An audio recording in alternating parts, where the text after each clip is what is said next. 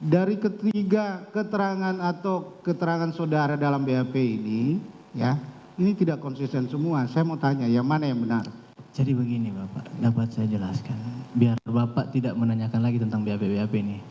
Ya harus saya tanyakan. Iya, makanya saya Harus saya tanya. Saudara penasihat hukum beri kesempatan Baik, saksi yang mulia. untuk menjawab. Ya, saya mau jelaskan bahwa ini harus saya tanyakan karena tidak konsisten, yang mulia.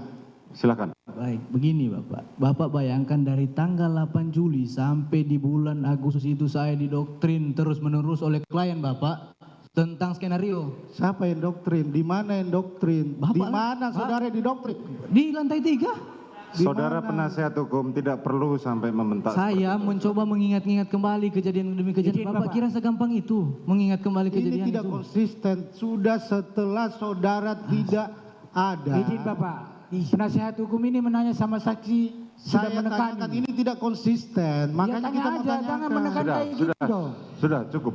Penasihat hukum Nanya silakan yang bertanya sengaja. langsung. Saya tanyakan, yang mulia. Saya tanya, saya tetap bertanya karena Begini, saksi. silakan bertanya lewat majelis. Biar kami bertanya. Baik, Tidak yang perlu mulia. saudara Saya tanya bertanya pada terdakwa. melalui yang mulia majelis hakim nih, bahwa saksi ini tidak konsisten. Beberapa BAP-nya saya catat di sini, yang mulia.